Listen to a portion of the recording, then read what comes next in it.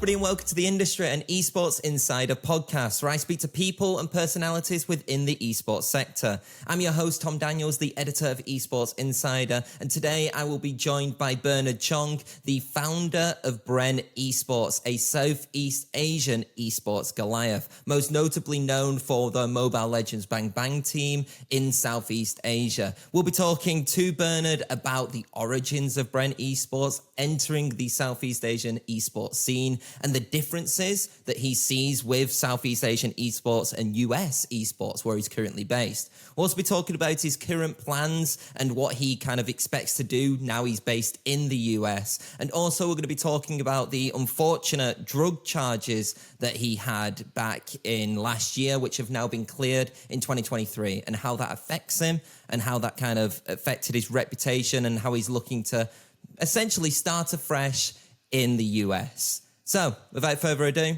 let's get into the episode. Bernard, it's an absolute pleasure to have you on the Industry. Firstly, just, how are you? I'm well, I'm healthy, and I think my mind is focused and calm. I think I'm still doing my life's purpose, and I'm continuing my journey to learn and also to share what I know. Thank you for having me, Tom. Absolutely pleasure to have you on, honestly. As someone who I think a few people know who read my stuff anyway, like I've recently got into Mobile Legends Bang Bang, and obviously having someone who was the founder of one of the M2 World Championships, so it's always a pleasure on my side to be speaking to someone. But let's talk about yourself first, and actually about the origins of BREN Esports and the Southeast Asian esports ecosystem. Like, when did BREN Esports become a reality for you? I forgot the exact date, okay? But when we were playing games, when there's a competition, and then the Dota part, and then it started to heat up about team games, I feel like there has to be a team to be represented for such competition. And there are many good players also who can play and who can become stars, like basketball stars, sports stars, sports athlete, and this one are gaming athlete. So I started BREN Esports for it because they're dedicated and they don't do anything every day but play, and they're entertained, and they learn something also about teamwork, about how to handle a loss, about how to handle a win, and about planning, preparation, and strategic. It's a learning experience too for the kids. So that's why I started to support them, and I tried to make an official organization for it. So for them to make their journey playing more time efficient in terms of lessons and in terms of experience. At the same time, some of them give fame to them when they won. So it's a good thing. How was it kind of entering the esports industry in Southeast Asia then specifically?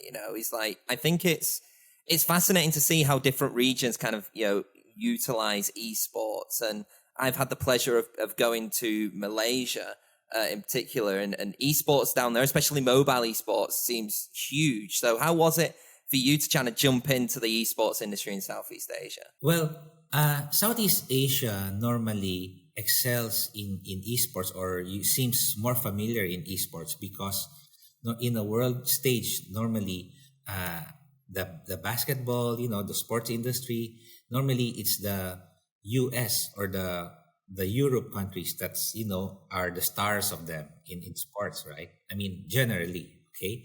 So in esports, there's an avenue, a window for the Southeast Asia to be good at, because it's a early thing. So when you get on, you have the advantage, so that's why it's famous in Southeast Asia. It became more famous than general sports, and there's lots of kids there also. I mean, the population wise. Yeah, it's funny because when I went over, like that, it feels so alien. I think in like from the UK, but like seeing traditional media and TV stations even like wanting to report on esports, especially like I said in the mobile sector. Is it quite funny because now obviously you're situated in the US, seeing that difference between the two ecosystems? Well, In a way, you see different. You think it's different, but actually, it's really the same. It's just look different. You know, I mean, eventually there has to be you know, a news for it. There has to be a platform for it. There has to be an organization for it. You have to still market it. You know, and there has to be a prize pool, and then there has to be a community. So in those essence, those are like the same, and you just see it in different phases. But if you really, really dig into it and look at it, is the concept is the same. Even if you see basketball, or you see, you know, you see baseball or football, I mean, the essence of it is the same. Yeah, I guess like, as you're saying, it's all about kind of attracting fandom, right? You know, it's all Yes. about gaining fans, whether it's, you know, a basketball team, a football team, or an esports team, Yeah. right? Yeah. It's a community. Yeah. So, which game did BREN Esports actually initially like launch into? Was it Dota? No. It was Mobile Legend that time.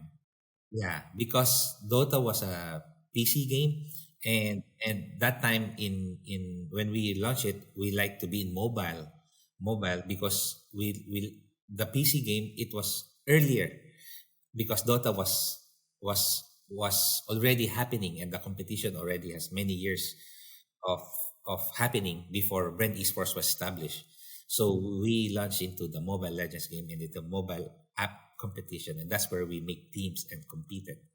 So we started in mobile and Mobile Legends. And how was it in Mobile Legends? Because I think again, like I've covered it quite a bit, but I think a lot of the Western world don't even really know what Mobile Legends Bang Bang is. But for some people who don't know it, it's a massive game that gets millions upon millions of viewership right now. There's franchise leagues, but how was it kind of going into the Mobile Legends scene and you know, more importantly, you know, crowning achievement, like I said, winning the World Championships in 2021 as well? Like, how was that? These things at championship, I don't think it surprised the owner, or it surprised also the winner. You hope for the best, you train, you compete, but actually championship, I think, is a blessing. Like there has to be a blessing for you to be a world champ. I mean, there's a lot of people who work hard and do their trainings and stuff, but there has to be some blessings also for you to be a champion, and I feel blessed that we achieved that. uh, but again, life continues, and then you still got to learn, and then after that we lost, and it is just part of life. Also, you experience it, so you got to learn how to move on and still be better. I mean, what I mean is, uh when we were champ, we didn't expect it, but we were happy we won it. And sometimes you just have to be really, really wise on your blessings, and be humbled also, and know that you can win today, and then tomorrow you may not win. So you got to stay focused, stay training, and keep moving forward and growing. Yeah, so speaking of growth as well, it wasn't just Mobile Legends. As I said, you know, BREN Esports then expanded into, I think one of the other ones which I realized was Valorant, right? And like, how was it kind of going into the Valorant scene? It was obviously quite early days in Valorant as well when it was kind of going on this adventure. Like, could you explain the decision to have gone into that? Because, like you said, PC gaming isn't as prominent as the mobile esports ecosystem in Southeast Asia. Well, the traction for Valorant also has a lot of traction for the viewers, so that's why we went into it, and we were blessed again to have a good player, and we won also there, so it's nice. And I think there's so many uh, esports player who dedicate their life and eventually will be known for winning, and that's just life. If you train hard and if you work for it, and then eventually you will win, and even if you lose, you learn something. It's just that you're doing something for yourself too, and for the content too, for the organization. So I think that one was a good decision for us to went into the Valorant, and the person who the community of Valorant was also helped by that. I think it's very interesting. Just kind of, I wanted to give people a brief kind of history lesson, I guess, on BREN Esports because there's a lot of changes that are currently happening, right? So in July this year, the esports team was purchased, right, by is it Asus Procom? AP.Bren, yeah. Yes, AP.Bren, and I want to know kind of just from, I don't think it was well publicized actually that well in the West. I just want to know from your perspective, like, how was it kind of essentially like handing over the team a little bit to AP, and what's your thought process to that as well? No, actually, I have some some thinking, and a good friend of mine asked me to be the directional for BREN Esports, and I said, yeah, it's okay because I'm thinking of expanding in USA. I actually registered BREN Esports already in USA, and I have plans for it here in USA. But I have to, in a way, let it go for a proper, for proper continuation, because we still have a management team, the players are still there and everything. So that's the decision was made, and I'm in good relation with them still, so it's okay. And here I'm planning also to be known in USA, but I think this takes preparation and time. So I think you'll hear about it maybe in a year or two, because there's a lot of structures, a lot of hiring to do, and a lot of planning to do. But yeah, we advocate esports, and we're happy doing it, and we're always gonna support the industry. In a way, does it feel like a little bit of like a reset in a way for yourself, I guess? Not really a reset, but more like, because you didn't really take away all the past. All the past is also still with you. So it's more like you can do another project now, and now you're wiser, you're more experienced, you know better now than you were younger. So I think it gives you more chance to be successful, or to do to experience more. Yeah, no, I guess, yeah, it is really interesting just kind of seeing. It's nice to see that. I guess you can tell that there is good terms still, because the BREN name is still remaining, right? It isn't like a completely brand new team. There's still that identity, right, within that team. How important was it to still have that identity, even for yourself, really? It was a decision to retain that. So I'm glad it was retained. Perfect. I guess one thing that I do want to touch on is, like, last year was, this year alongside like the sale. And obviously, do correct me if I'm wrong in anything like that, but I do want to talk about like the drug smuggling allegations, and obviously which were dropped. I do want to get that out straight away, that child charges were dropped and everything. But I do want to provide a little bit of context. So Bernard, if I am wrong in any of that, then do please interject, obviously, because I want to make sure that it's correct. But last year that you were wanted by authorities in the Philippines for the import of illegal drugs into the country, along with a number of other people in 2019. This was due to previous connections with Fortune Yield Cargo Services, the company that was reportedly the consignee of the shipment. It's important to note, as again, cleared of all charges, and it emerged in a court ruling which occurred this year that the document was that it was another company that was the consignee, which means that it eliminated Fortune Yield from the picture altogether.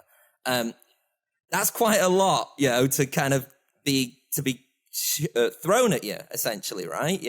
Especially considering all these charges have now been dropped. Like, when it first happened, and the reports kind of came out, and full transparency, we were one of the esports media sites to also report it, and then also report that it got dropped as well. How was that for you? Because it must have been was it a difficult time? Yes, it was difficult, and I feel like I'm being used by the universe to teach people that when they experience such things, they really have to trust the system. Now, the background of the story is like, I'm an angel investor too. So I invest on a lot of companies. I invest on animation, radio stations. I invested on food and beverage companies, retail business. I mean, esports organization. I invest in uh, land development and coffee shop business. I mean, yeah, I said that. But and platform business too, and online selling business too. But anyway, so that time when such incident happened, they really have to explore everything. Like just an example, if you own the house and somebody rented and a crime committed in the house, I mean, it's supposed to be the one who rented is at fault. But when they investigate it, the owner of the house will be investigated too. You know what I mean? But eventually, it will get cleared out. So what I'm just telling to the viewers or to the listeners that, well, you just have to trust the system because sometimes when they check, they have to check everything. So they have to check that everything's complete, like nobody's been left out. That's why I was included there. But after the whole check, then they have to report that, oh, this is not him. This was cleared and everything. And for me to experience that was really hard and painful, and a lot of bad reputation, from people that don't know me. People who know me, they really know I'm not like that a person. I help what I can, and I teach what I can. I don't even party at night.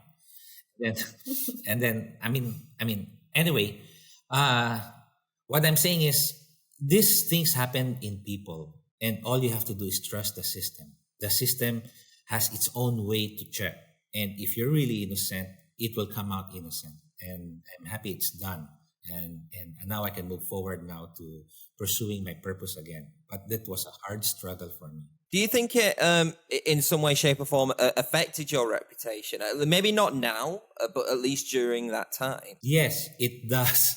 And it is harder than what you think or hear, because the actuality is, if I have kids and they say to their classmate, oh, your father is with this and with that. And, in a way, it will hurt the kids too. But what I'll just say to my kids, I don't know why we were tested like this, but just hold on. The truth will come out, and the system, it has a way of, clearing things up. You just have to trust the system. And I think it's a lesson also to everybody that knows me that things like this can happen. So they'll be very careful on making decisions. I think God or the universe used me to teach them too. And I'm glad that it's over now. And I'm glad that people who recognize my journey also learned from it too. Yeah, I guess as the last thing to kind of touch on it as well is that at the time you weren't even in the Philippines, right? So you were finding all this out. Yeah, were you based in US at the time and stuff like that when all this was coming out as well? Yes. Actually, I was working on different projects because I'm doing stuff in USA. I started a foundation also for education, and when it come out, I was surprised too. And truthfully, my initial reaction was wrong. I went to my social and I said it wasn't me, which they just the legal team said, no, just be quiet, resolve this. You don't need to put out there and something. But it was new to me, and it's normal for me to overthink. But hopefully, I got good friends who's more wise than me and who taught me how to navigate these things. And I think also in life, sometimes there will occur a challenge in your life that you don't know. Just ask help, seek help for someone who knows, and when they teach you, just follow them. Yeah, well, that's always good advice to give, and I think I'm glad that you're open to say this story as well, because it is, like I said, very recent that everything kind of happened. I think I want to go on to then what you're saying about the US and kind of what's next, and the interesting path that you're trying to take now. Would you be able to tell more about this foundation that you mentioned and what you're looking to do then with that? The foundation is a public foundation for education. So we're looking to give equal opportunity to those people who can't afford education. So we could, give them, help them enroll in school or be educated so they have better future. So that's like my way of helping to the world, but what we can, and we want to be fair to everyone with proper guidelines. So everybody has the same uh, chance, or opportunity to study. Those people who can't afford, then maybe they have a chance now to enrich their life by education. And is this US based, or is Yes, it like starting US and then yes, potentially yes. going It's a further? US base and it's a public company, I believe. Oh, okay, that's really interesting to know. Is it quite refreshing? I know we are like very much an esports focus and esports business podcast, but how different is it kind of opening a new company which isn't particularly esports focused and kind of guiding away from it as much? Is it a little bit different than when you initially came up with the idea of BREN Esports, and is the environment a bit different, and are you different as a person, I guess? Well, I'm learning. I don't. I think people are always learning as they grow older with their experience, and opening such things. You may think that it's different, but then again, in principle, they're just the same. You still have to have an HR, a plan, a marketing. You have to have an admin, and you have to execute. And you have to advertise too in some way. So these things, these are principles. Study the principles. When you know it, even if you go to different industries, they're just the same. But the thing is, you got to do it right. You got to know the principles. It's when you know the principles, you'll be guided accordingly. But if you don't know, then you will have trials and you will have walls, but you have to figure it out. And after that, you go over it once you learn. And hopefully, that's just the middle part. You always have to teach. You teach your kids, you teach your children, you teach your friends, and that's just life. That's just how it is. Does it show that just kind of everything always develops as well, right? Yes, It's yes, nothing should always stay the same, because if things stay the same, then maybe life's a bit boring, right? yeah, yeah. But I think one thing that I do want to touch on, actually, to go back onto esports, is you mentioned it a little bit with the US. While obviously I'm not saying that there's going to be certain things happening in the US right now, as you said, has the US always appealed to you from an esports market perspective? Yes, actually, US is a big market, and the advertising in esports in US is the biggest. So yeah, it appeals to me, and I'm planning also to have a presence here. That's why I established the BREN Esports in USA. But right now, I'm digging first the principles and the team, the core team. So I'm looking for the best guy for operations. I'm looking for the plan, for how to start, because you can't start it and expect to be famous. So when you start it, you have a roadmap. You have to burn. There's have to be a cost to operate it for at least a year, that without income you'll sustain, and you won't jeopardize people for jumping in your company and then suddenly you're having trouble. So we study this properly. So we don't want people to jump in us and suddenly we fail them. You understand? So we take this seriously, because we want people we work with to be long term with us. It's like growing also your family and something. Yeah, it's fascinating actually when you said about the advertising opportunities, because I think from outside looking in, I look at Southeast Asia and I look at it as a big booming esports market, especially from like a viewership perspective. But is it not there in at the level in terms of like revenue in which you can kind of generate in that esports scene yet? So what you see in growing in Southeast Asia is because the population there is a lot, right? But in revenue, I think US revenue and Europe revenue is still bigger. It's fascinating to see that, because it's always when you look at, like I said, like Mobile Legends, I think it's like 4.2 million, the World Championship or something like that. And even like brands which are involved, it's like, what do you think it will take then, for just in your opinion, for kind of that next step in Southeast Asia from an esports perspective to make it more of a businessly viable opportunity? It would be fast. It would be fast, the growth, because there's a lot of grassroots happening there, and eventually it will pick up. I think the growth is an exponential only. It's not linear. So it will grow faster than you think. Just I think, but this one, just do what you want. You're passionate. You can't be anticipating growth. That's why you're doing it. It's like you're trading it. The thing is, if you want it, you love it, just keep doing it. And the life will surprise you. The life will suddenly give in front of you that, wow, we already did this so much. You understand? Rather than anticipating it and trading it. Trading means you expect something. That's why you're doing it. And I think that's the wrong way of doing it. You're happy about it. That's your purpose. That's why you do it. And then the universe and the life will probably surprise you with it. Yeah. So is it kind of like, I guess a lot of people, some of the most successful businesses are built on passion, right? Yes. You know, they're not built manufacturing. Yeah. So it is kind of like, you still need to be passionate about the esports industry. You can't just go in and not be passionate about it, essentially. Yes.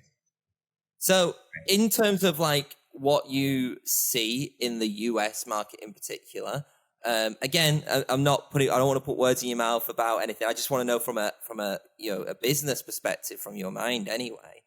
What are some of the markets that kind of really intrigue you in the esports scene? All markets intrigues me because this is our village. This is our world. And if you're avid, learner of such topic, you will have passion of learning what's happening everywhere. You understand? It's like if you study, for example, construction, you want what's happening, for example, in different parts of the world about construction. So same thing with esports. We're passionate about it. So what's happening in India, what's happening in China, what's happening in US, what's happening in Southeast Asia, we all want that. And eventually, hopefully they connect. So it becomes, stronger, more stable. So we have to be passionate about everything according to our line of business. Yeah, I don't think you could say it much better, honestly. It's exactly what I would say. A couple final questions, honestly, Bernard. It's been great chatting to you, but I think one thing that I want to really highlight is like what would you say is like been your personal highlight within the esports sector? It doesn't have to be with BREN, but it could be just something more broader as well. But what is something that I think like has stuck with you, which has happened in the esports scene? I think my highlight for esports was able to help the kids experience gaming while they're enjoying it, learning the responsibilities in life, learning about teamwork, learning about leadership, learning about studying the opponent, not to destroy them, but at least to win over a competitive game. You understand? Yeah. And be a better leader, better person. So I think teaching, in a way, you can call that teaching because you're teaching them and giving them the experience, also providing them the avenue to experience it, the avenue to experience being a star, to be a superstar. So I think those are the highlight, and I feel very happy that in my short time of doing that, I teach people, I made them experience these things. I think these things, I feel happy deep inside. And of course, the Philippines won the World Championship, and I was happy also to bring the country some recognition. Yeah, I think what you're saying actually about education is really interesting, because I think we are starting to be in a world where people are realizing that esports can be used to educate younger people and teach them about leadership and communication and some sorts of like responsibility and even like analytical work as well. Like a lot of STEM skills can kind of come through esports. Do you think that that's also going to change in the way that esports is actually educated to people? Because I think that is a big topic right now. Yeah, so those are the cores. They won't change, but maybe the intensity of learning is gonna be better. Because when the competition toughens up, so the style of how you prepare would be better. More study in depth, more preparation in depth. And I think this is good as a whole for the industry. And do you think it's good to kind of see the grassroots scene develop a lot? Because we are seeing, I think a lot of people talk about the top tier, but The interesting thing, and I think I saw it a lot in Southeast Asia, is there is an emphasis on education and a lot of emphasis on the grassroots scene, right? Yeah, that's very important because the grassroots is the way to sustain long-term survivability of the industry, because that's where you pick up the rookies, the upcoming, because when you play in a certain competitive game, you have also a time limit that you have to, move forward again. I mean, you can't be an esports player forever. I mean, so the grassroots is the one that makes sure that it's continuous. Bernard, absolute pleasure genuinely having you on and chatting with you. Is there anything that you want to say further about BREN, about your future plans or anything in particular to the audience? I think my future plan, I would let it know in proper time. But Tom, thank you for giving me a chance also for this, and I'm so happy to talk to you, and hopefully we talk more about the future, and hopefully I see you in person someday. Definitely. I appreciate it. Hope you have a good rest of your day, buddy. And that's it for today's episode. I'd really like to thank Bernard Chong for being so open and honest with his conversation, especially about the drug charges and how it affected him, and also about BREN Esports, the sale of the organization, and his current plans and future plans in the US, both through education and through esports. If you do want to follow any more of our episodes, then you can check out our YouTube, our Spotify, and any other audio platform that you're listening to this on as well. We talk to people like Blast, Twitter, we've talked to a law firm, we've talked to a media agency as well, all about finding the hidden intricacies in the esports industry. But until then, though, I'll see you next time.